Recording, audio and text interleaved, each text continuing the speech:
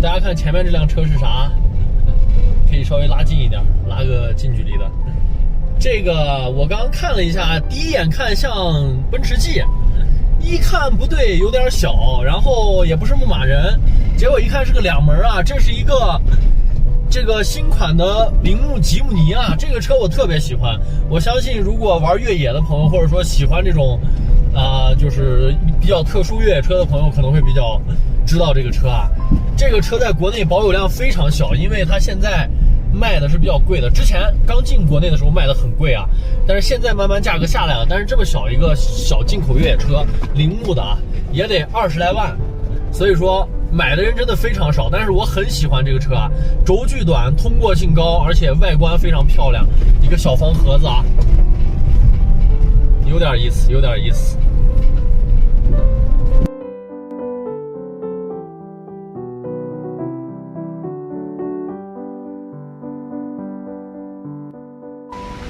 我们现在已经离开了怒江沿岸，大家之前看到我们路旁边的河就是怒江，它都是黄颜色的啊，这个季节。但是大家看这一片啊，有好多马涅石堆。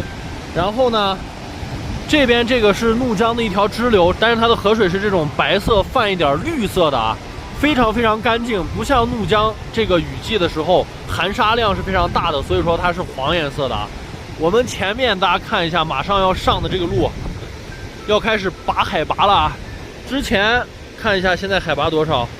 现在海拔1938，之前在茶余县是1800，相当于我们跑了20多公里，没怎么上海拔。但是从这个位置啊，开始往上拔了。哇，这个水很漂亮啊，很漂亮，从山涧倾泻而下。然后看这边的山体，全都是这种石头的山，特别高。非常壮观啊，好吧，那我们继续看一下我们接下来的路，大盘山，大爬坡，走起。前面刚刚有个125还是150的小踏板过去了，很厉害啊，看在那儿呢。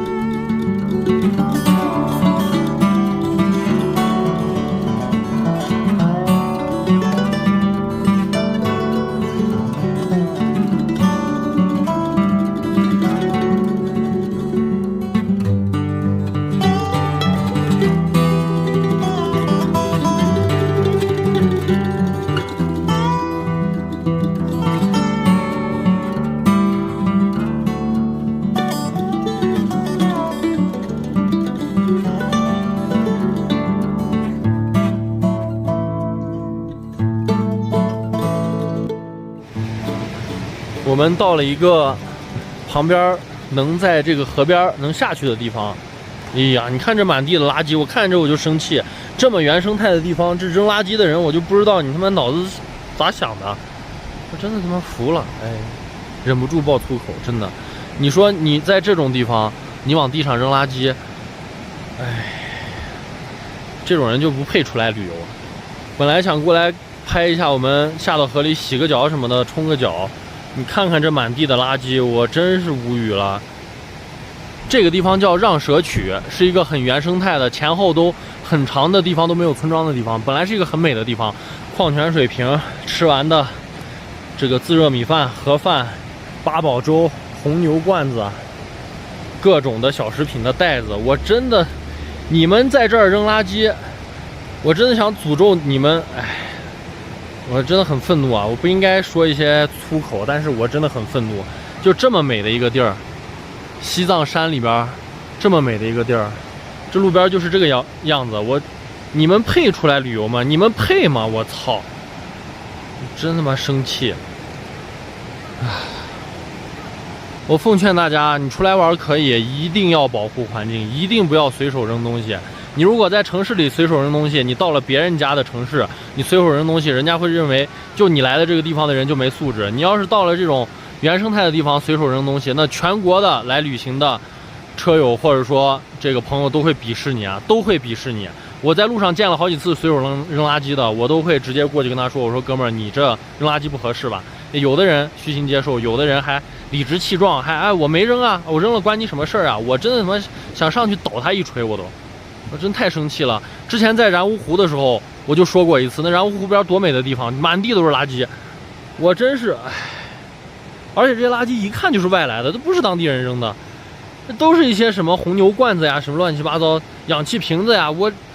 让蛇曲的水是比较的干净的，但是这一块啊流的缓一点，好像看起来没有刚刚底下那个流的比较急的地方，白色的浪加上水比较深的话，它就会比较绿一点。这个位置水很浅，所以感觉看起来比较浑，而且不是那么的白啊。那行吧，我们继续出发吧。我们上了刚才那一个盘山路啊，连续的盘山路。现在路边的植被，山上的植被跟刚才完全不一样了。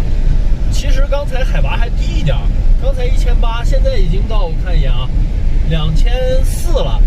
但是现在呢，山上出现了这种树林啊，有高大的乔木了。其实刚才那一段乔木非常少，都是一些灌木，包括仙人掌比较多。那这个河谷里面为什么会出现这种高大的阔叶乔木？就是因为，有个 F 沟，我把它让过去。